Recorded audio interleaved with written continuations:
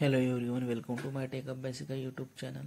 Friends, आजच्या व्हिडिओमध्ये आपण पाईपलाईन याच्या कोडबद्दल पाहणार आहे. तर सर्वात पहिले आपण स्टार्टिंगला कशा प्रकारे जॉब क्रिएट करतो, लाईक अपस्ट्रीम अँड डाऊनस्ट्रीमला कॉन्फिगर करून जेव्हा आपण अशा प्रकारे जॉब क्रिएट करत होतो, तर पाईपलाईन क्रिएट करत होतो, तर पाईपलाईन अशा प्रकारच्या कोडची का बरं गरज पडली आपल्याला, तर याचे काही रिझन आहे जे की मी आपल्याला सांगणार आहे. तर आता यामध्ये पहा, हॅलो, हे बघा, प्रोजेक्ट 1 ला क्लिक केलं तर पाईपलाईन आपल्याला शो होत आहे. तर आपण यामध्ये एक पाईपलाईन बनवली आहे प्रोजेक्ट 1 नावाची. तर आपल्याला यामध्ये पाईपलाईन शो होत आहे. आता या पाईपलाईनला बनवण्यासाठी आपल्याला जेनकिनच्या आतमध्ये किती जॉब क्रिएट करावा लागत आहे. ठीक आहे, 1 2 3 4 याप्रमाणे मी आपण पाईपलाईन क्रिएट केलेली आहे. तर 4 जॉब क्रिएट केलेले आहे कमीत कमी यामध्ये. तर यामध्ये 4 गोष्टी आपण घेऊ शकतो आणि होऊ शकतं की आपल्याला कोड कव्हरेज होत असणार सोनार क्यूब इंटिग्रेशन सोबत. तर यामध्ये एक आणखी स्टेज ऍड होणार. ज्या पद्धतीने आपण कोड लिहिणार त्या पद्धतीने यामध्ये आणखी स्टेज ऍड होत जाणार. जसे 4 आहे त्यामध्ये आणखी एक ऍड होऊन जाणार. तर होऊ शकते की टेराफॉर्म सोबत आपण इन्फ्रा पण क्रिएट करत असणार, तर आणखी एक स्टेज ऍड होऊन जाणार. तर याप्रमाणे खूप साऱ्या जॉब ऍड होऊन जाणार आणि इंटिग्रेशन टेस्टिंग करणार तर त्याचे पण एक जॉब ऍड होऊन जाणार.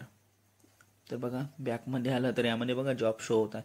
तर असं समजा की आपण एक पाईपलाईन क्रिएट करणार, तर होऊ शकतो की आपल्याला 10 ते 15 जॉब आणखी क्रिएट करावे लागणार. आणि एवढं होत आहे की यामध्ये खूप सारे जॉब क्रिएट होणार. आणि यामध्ये एक गोष्ट आणखी पहा की आपल्याला एक पाईपलाईन क्रिएट करण्यासाठी एवढ्या साऱ्या जॉबला मॅनेज करावं लागत आहे.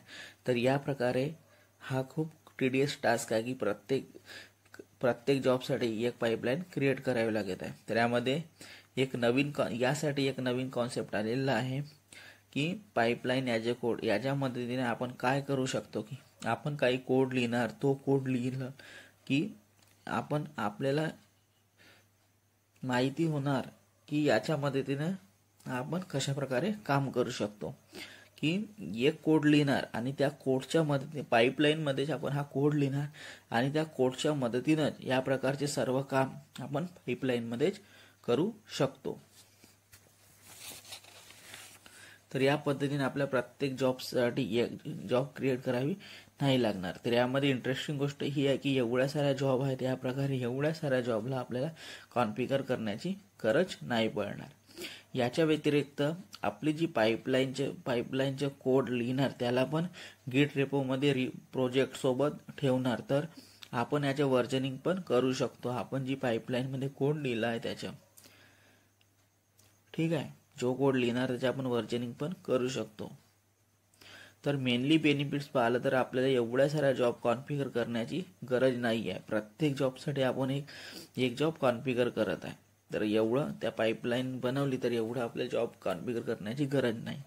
आपला जो पाईपलाईनचा कोड आहे आपण त्याला गिटच्या आतमध्ये ठेवू शकता. आपण त्याचे वर्जनिंग पण करू शकतो. याच्या व्यतिरिक्त सर्वात चांगली गोष्ट वाटते की चुकीने असं समजा की ह्यामधून कोणतं पण एक जॉब डिलीट झालं, मिसकॉन्फिगर झालं किंवा जेनकिन सर्व्हर क्रॅश झाला, तर तेव्हा ही पूर्ण पाईपलाईन बनवण्यासाठी आपल्याला पुन्हा तेवढीच वेळ लागणार. आणि पाईपलाईन याच्या कोडमध्ये ही गोष्ट खूप इझी होऊन जाते. ही सर्वात चांगली गोष्ट वाटली.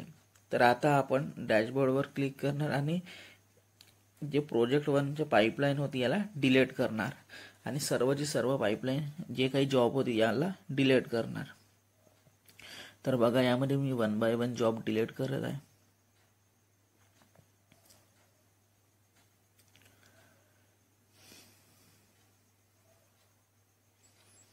बघा, या पद्धतीने मी जॉब डिलीट करत आहे. बघा, 1 बाय 1.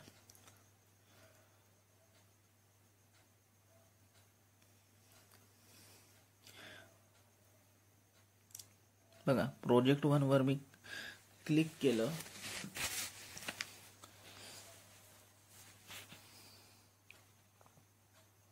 कारण की या जॉबला कॉन्फिगर करण्यासाठी पाईपलाईन ॲज अ कोडला आपल्याला पूर्ण जॉब डिलीट करावं लागणार. तर पहा, मी प्रोजेक्ट 1 वर क्लिक केलं ज्यामध्ये आपण पाईपलाईन बनवली होती. तर बघा याला डिलीट करण्याचा प्रयत्न करत आहे. तर आपल्याला यामधून आता नवीन डॅशबोर्डमुळे यामध्ये आपल्याला एक एरर शो होत आहे की यामध्ये पाईपलाईन डिलीटच नाही होत आहे. डिलीट करण्याचा प्रयत्न करत आहे तर एक एरर शो होत आहे.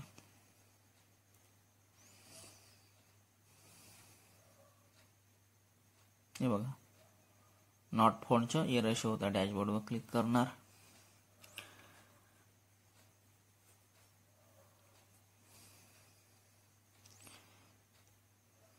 तर आता याला कशा प्रकारे डिलीट करणार की त्या पद्धतीने आपल्याला एरर शो होत आहे. तर आता त्याला पण पाहू की कशा प्रकारे डिलीट करत आहे. कारण की जुन्या डॅशबोर्डमध्ये डायरेक्ट प्रोजेक्ट डिलीट होत होता. तर आता याला बिल्ड हिस्ट्रीमध्ये जाणार.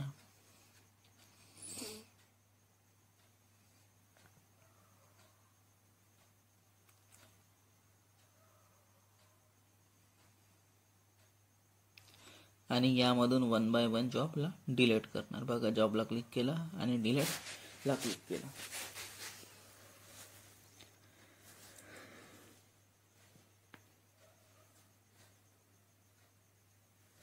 हे बघा डिलीटवर क्लिक करणार.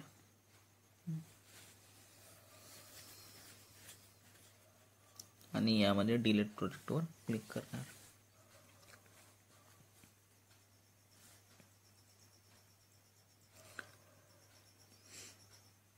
आणखी त्याच पद्धतीने आपण 1 बाय 1 जॉबला डिलीट करणार.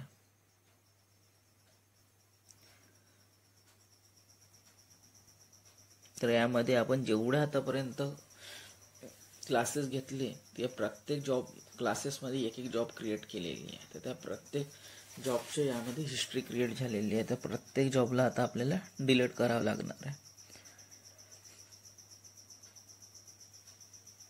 तर पहा मी असं करता 1 बाय 1 मी पूर्ण जॉब डिलीट केलेला आहे. यामध्ये मी एक पण जॉब ठेवलेला नाही आहे. तर बघा आता आपल्याला या पद्धतीने आपल्याला डॅशबोर्ड शो होत आहे. ठीक आहे. तर आता आपण आपली फर्स्ट पाईपलाईन ॲज अ कोडवाली जॉब क्रिएट करणार. त्यासाठी न्यू आयटमवर क्लिक केलं. या एक जॉबला नाव देणार pipeline as a code hello world. मी या जॉबला नाव देत आहे pipeline as a code hello world. आणि पाईपलाईनचे प्रोजेक्ट असल्यामुळे यामध्ये पाईपलाईनचे ऑप्शन सिलेक्ट करणार. पहिले आपण फ्रीस्टाईल प्रोजेक्टचे ऑप्शन सिलेक्ट करत होतो प्रत्येक जॉबसाठी. आता पाईपलाईनचे प्रोजेक्ट आहे तर पाईपलाईनला ऑप्शनला सिलेक्ट करणार. पाईपलाईन ॲज कोड आणि हेलो वर्ल्ड नाव देणार.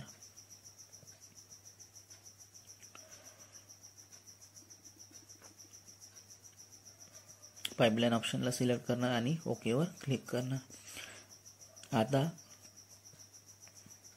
आता मी या पद्धतीने आपल्याला समजून घेतो की आपल्याला पाईपलाईन ॲज अ कोड आपल्याला लिहिता नाही येत आहे. तर आता यामध्ये बघा पाईपलाईनचे ऑप्शन शो होत आहे खाली. ठीक आहे. यामध्ये तर पहा यामध्ये जेनकिनचे जो पाईपलाईनचे ऑप्शन कोड लिहिणार त्याला आपण 2 प्रकारे लिहू शकतो. एक स्क्रिप्टेड पाईपलाईन आणि डिक्लेरेटिव्ह पाईपलाईन.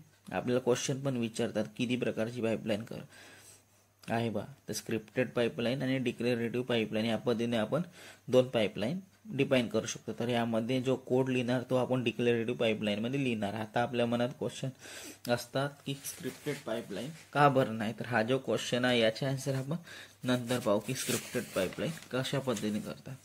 कारण आता मी आपल्याला काही गोष्टी प्रॅक्टिकल करून नाही दाखवत आहे.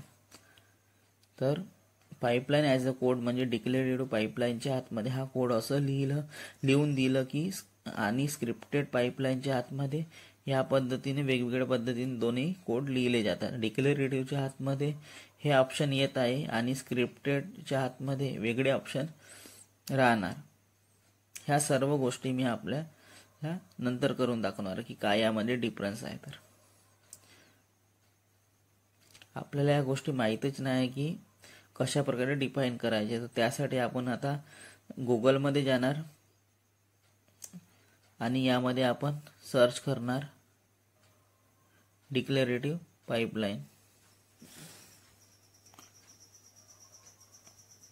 पाईपलाईनचे सिंटेक्स पाहणार. इथे जेनकिन्स पाईपलाईन सिंटेक्स सर्च केला आणि पाईपलाईनचे सिंटेक्स पहा. आताच्या केसमध्ये असं समजा की आपल्याला डिक्रिएटिव्ह पाईपलाईनला डिफाईन करायचे, तर ह्या गोष्टी कशा प्रकारे करणार, तर यासाठी आपण यामध्ये गुगलमध्ये जाणार आणि सर्च करणार जेनकिन्स पाईपलाईन सिंटेक्स आणि पाईपलाईन सिंटेक्सला क्लिक करणार. तर बघा यामध्ये डॉक्युमेंट शो होतात. यामध्ये तुम्ही डॉक्युमेंट्समध्ये पाहू शकता की कशा पद्धतीने कोड लिहिलं जाते.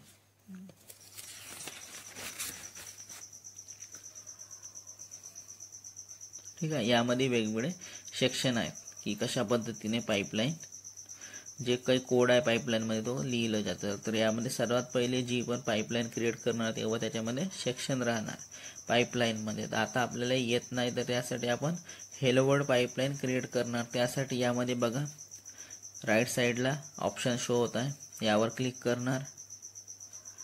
ट्राय सिंपल पाईपलाईन आहे, यामध्ये आपल्याला हेलो वर्ल्डवर क्लिक करणार. ट्राय सॅम्पल पाईपलाईनच्या ऑप्शनमध्ये बघा खाली हेलो वर्ल्ड शो होत आहे, त्या हेलो वर्ल्डवर क्लिक करणार. तर बघा यामध्ये आपल्याला हेलो वर्ल्डची पाईपलाईन क्रिएट करून दिली आहे ऑटोमॅटिकली. ठीक आहे, पहा यामध्ये आपल्या मनात कोणती गोष्ट ठेवा. तर बघा यामध्ये पाईपलाईन एजंट, स्टेज हे स्टेप, इको, हेलो वर्ल्ड या पद्धतीने शो होत आहे. आपल्याला आपल्या मनात कोणती गोष्ट ठेवायची आहे की सर्वात पहिले एक पाईपलाईन येणार, पाईपलाईन नंतर एक एजंट येणार आणि एजंट नंतर स्टेज येणार. आणि ही जी पाईपलाईन आहे याच्या आतमध्ये हा जो एजंट आहे, स्टेज आहे आणि स्टेप्स आहे यांना आपण म्हणतो सेक्शन. आणि हा जो आहे इको, हेलो वर्ल्ड याला आपण म्हणतो डिक्लेरेटिव्ह. आता सेक्शन आणि डिक्लेरेटिव्ह मध्ये काय डिफरन्स आहे, तर एक जो सेक्शन राहतो याच्या आतमध्ये आपण मल्टिपल डिक्लेरेटिव्ह आहे त्यांना डिफाईन करू शकतो. किंवा असं समजा की आताच्या केसमध्ये ही सिंपल अशी पाईपलाईन डिफाईन केली आहे, यामध्ये एजंट हा येणी वेगळ्याने घेतलं. समजा की आपल्याला लेबल्स, एक्सप्रेशन वगैरे डिफाईन करायचे आहे, तर आपल्याला याचं कॉन्फिगरेशन या एजंटमध्ये करायचं आहे. ह्या गोष्टी आपण नंतर पाहणार आहे एजंटवाल्यामध्ये. ठीक आहे, आता स्टेज आपण मागच्या क्लासेसमध्ये ज्या स्टेज पाहिल्या होत्या त्यामध्ये 4 स्टेजेस पाहिल्या होत्या आणि आपण त्यामध्ये ही पाईपलाईन बनवत आहे. आणि या पाईपलाईनमध्ये फक्त एक स्टेज आहे आणि ही स्टेज काय करत आहे, या स्टेजचे नाव आहे ओनली हेलो. आणि याच्या आतमध्ये एक स्टेप आहे आणि ही स्टेप सिम्पली काय करत आहे, फक्त प्रिंट करत आहे हेलो वर्ल्ड.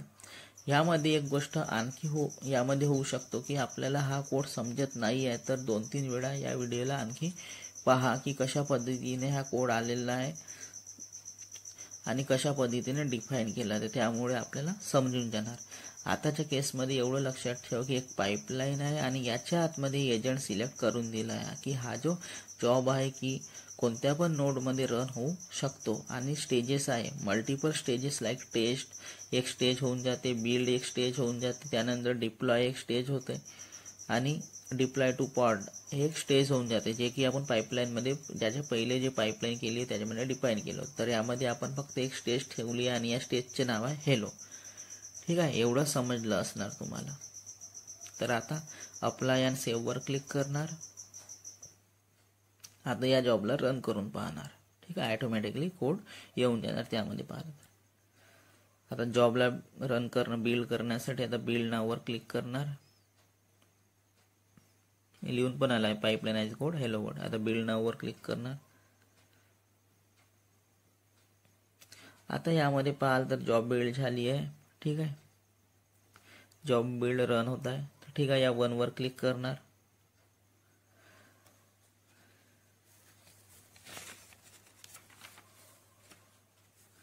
कॉन्सोल आउटपुटवर क्लिक करणार. बघा येत आहे आता.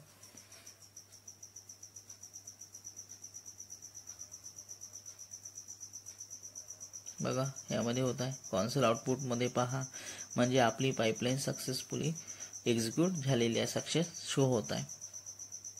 ठीक आहे, बघा पूर्णच्या पूर्ण कोड रन झालेला आहे. हे बघा लास्टला सक्सेस पण शो होत आहे. ठीक आहे, आता pipeline as a code hello वर्ल्डवर क्लिक करणार.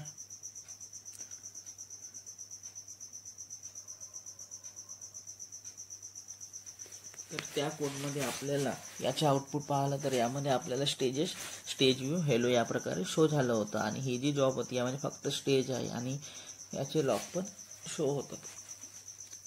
आपल्याला आउटपुट याचं शो झालेलं आहे. आता यामध्ये दिसणार हेलो वर्डवर शो होतं. ठीक आहे.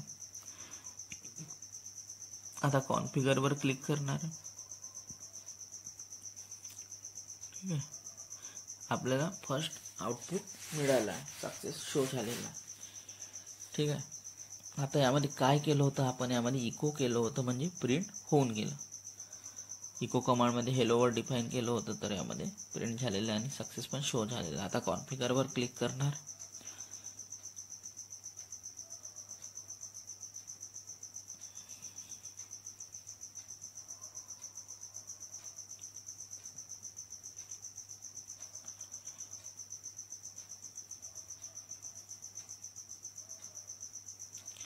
आता पहा, आता आपण काय करणार की आपण आता याच्या आतमध्ये आणखी काही स्टेजेस ॲड करणार. हेलोचं आपण नाव करून देणार टेस्ट.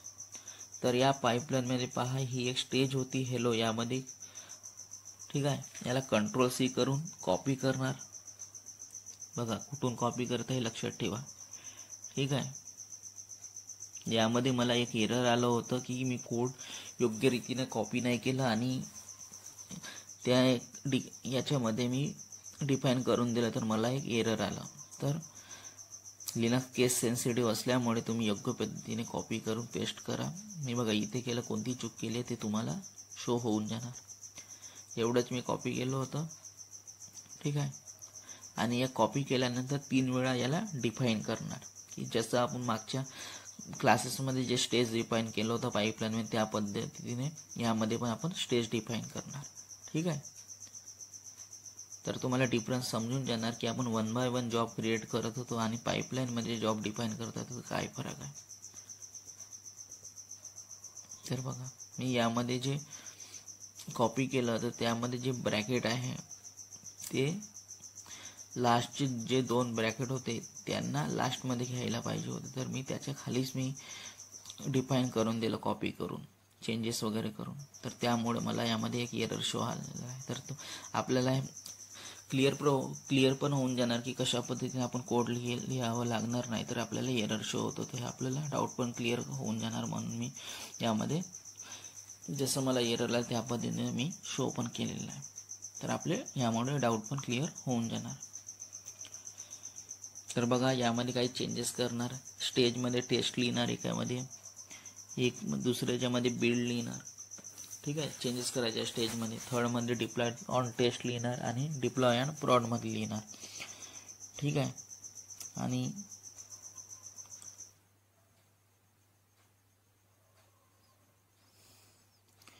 आणि यामध्ये इको कमांडमध्ये आपल्याला डिफाईन करायचे आहे. टेस्टवाल्याच्या ह्याच्यामध्ये टेस्ट लिहिणार, बिल्डमध्ये बिल्ड लिहिणार, डिप्लॉय ऑन टेस्टमध्ये डिप्लॉय ऑन टेस्ट लिहिणार आणि डिप्लॉय ऑन प्रॉडमध्ये डिप्लॉय ऑन प्रॉड लिहिणार.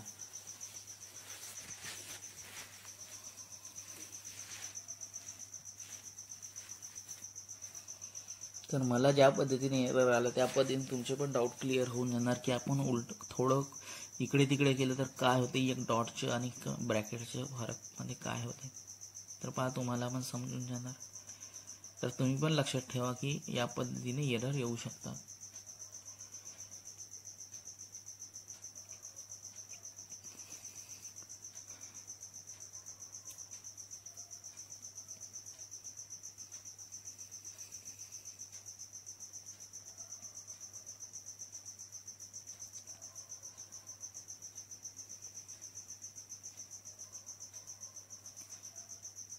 बघा मी यामध्ये कोड चेंजेस करत आहे. तुम्ही पण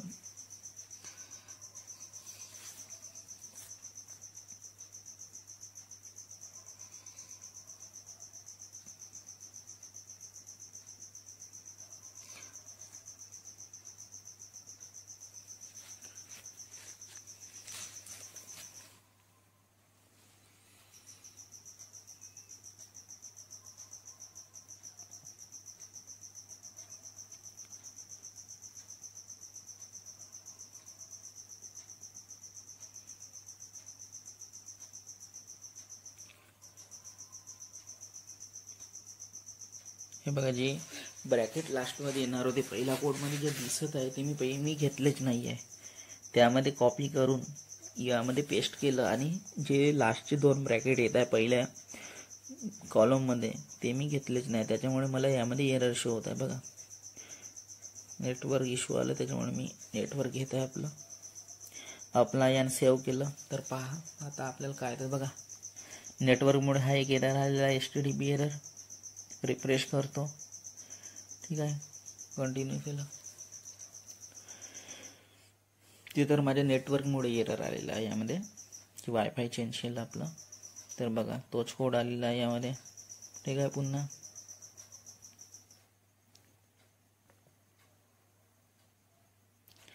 या पहिल्या कॉलमची जी लास्टची दोन ब्रॅकेट आहे ते मला लास्टमध्ये घ्यायला पाहिजे होती तिथून कट करून, पण मी ते घेतलेले नाही आहे, त्यामुळे मला एरर आला.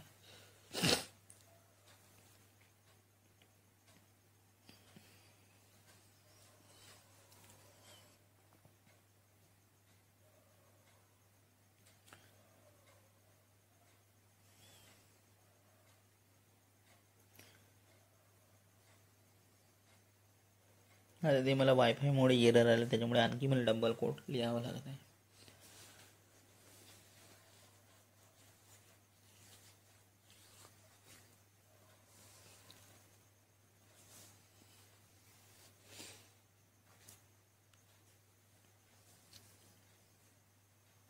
आणि या अशा एररमुळे आपल्याला समजून पण येतो की काय केल्याने काय प्रॉब्लेम येतात.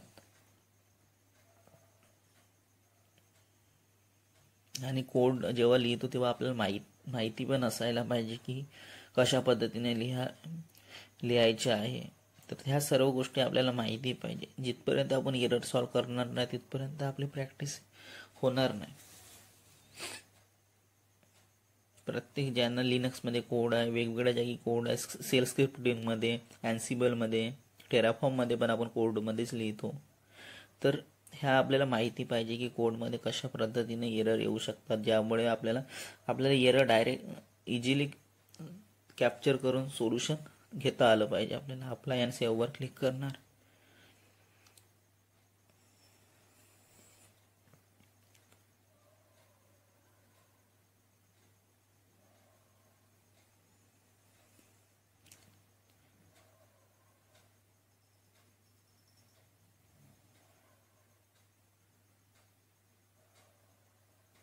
बिल्ड नाववर क्लिक करणार. तर बघा हा सेकंड नंबरचा जॉब आपल्याला फेल झालेला आहे. मी सांगितलं पण की एरर का बरं आला, ठीक आहे. फेल शो झालेला आहे, रन झालं पण फेल झालेला आहे. आता याला आणखी कॉन्फिगरवर क्लिक करणार आणि या कोडला क्लिअर करणार, ठीक आहे. याला कॉपी करणार, ठीक आहे. याच्या खाली हे बघा 2 ब्रॅकेट नंतर आपल्याला त्या कोडला डिफाईन करायचं होतं, कारण की जे क्लोजचे ब्रॅकेट आहे ते मी पहिलेच घेतलं होतं. म्हणजे त्याला ते कोड समजलंच नाही की कुठून काय करायचे आहे. जिथपर्यंत त्याला समजणार नाही तिथपर्यंत तो कशा पद्धतीने त्याला समजणार, ठीक आहे. हे बघा हे 2 ब्रॅकेट आता खाली आलेले आहे, जे की क्लोजचे ब्रॅकेट आहे. जिथपर्यंत आपण कोडला क्लोज करणार नाही तिथपर्यंत त्याला माहितीच नाही होणार की काय आपल्याला डिफाईन करायचे आणि काय आपल्याला काम करायचं. तर आता यामध्ये योग्य रीतीने कोड डिफाईन केलेला आहे. आता त्याच पद्धतीने या कोडमध्ये आपण चेंजेस करणार आणि अप्लाय अँड सेव्हवर क्लिक करून कोडला रन करणार. तर आपला जॉब सक्सेसफुली रन होऊन जाणार आता यावेळेस, ठीक आहे. ठीक आहे, बघा आता प्रॉपर वेमध्ये कोड लिहिलेला आहे. मी त्या कोडने या कोडमध्ये पाहाल तर मी क्लोजचं ब्रॅकेट जे होते ना ते पहिल्याच कोडमध्ये डिफाईन केले होते. त्याच्यामुळे बाकीचे कोड हा ओपन होता, तो क्लोज झालेलाच नव्हता.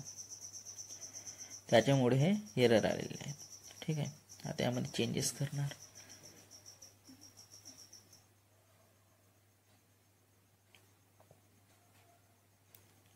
सिंपलसा कोड मी यामध्ये डिफाईन केलेला आहे की एकाच कोडमध्ये चारही जॉब डिफाईन केलेले आहेत. आणि म्हणजे एकाच याच्यामध्ये 4ही जॉब डिफाईन होऊन जाणार आहे, पाईपलाईन क्रिएट होऊन जाणार.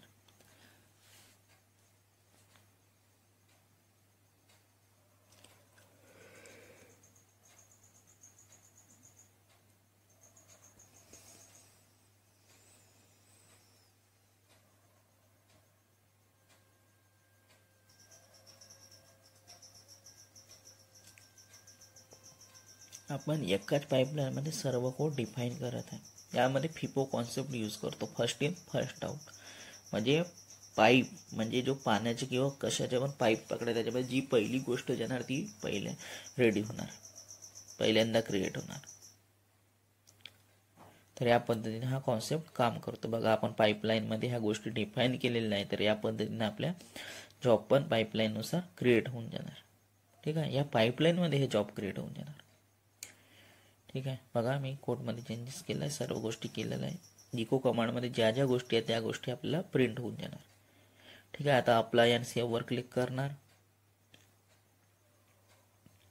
मागच्या केसमध्ये फक्त एक स्टेज होती. ठीक आहे, आता बिल्ड नाववर क्लिक करणार. तर बघा यामध्ये थर्ड जॉब वर क्लिक करणार. बघा थर्ड जॉब रन झालेला आहे. तर बघा आता यामध्ये पहा कन्सोल आउटपुटमध्ये, तर पहा ही जी पाईपलाईनमध्ये एवढं सारं काम केलं होतं, तर आता आपल्याला पाईपलाईन ॲज अ कोडच्या मदतीने फक्त आपण थोडंसं कोड ॲड केला आहे आणि ही आपली सर्व स्टेजेस यामध्ये रन झालेली आहे. एवढं समजलं असणार. ठीक आहे,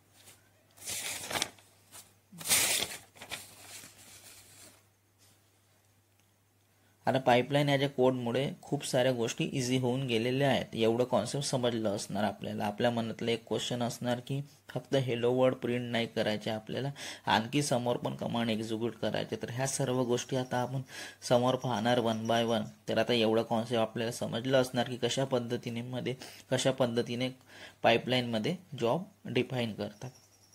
तर बघा सक्सेस आलेला आहे आणि सर्व जॉब यामध्ये रन झालेला आहे, जे की आपण 4 यामध्ये जॉब डिफाईन केल्या होत्या. त्या सर्व जॉब या पाईपलाईनमध्ये डिफाईन झाल्या आणि सक्सेसफुली एक्झिक्यूट पण झालेलं आहे. तर एवढं कॉन्सेप्ट समजलं असणार. आता समोर यामध्ये कशा पद्धतीने कमांड डिफाईन करतात, कशा पद्धतीने कॉन्सेप्ट आहे समोर, ते आपण समोरच्या व्हिडिओमध्ये पाहणार आहे. तर एवढं कॉन्सेप्ट समजलं असणार. तर या व्हिडिओमध्ये एवढंच. Bye bye friends.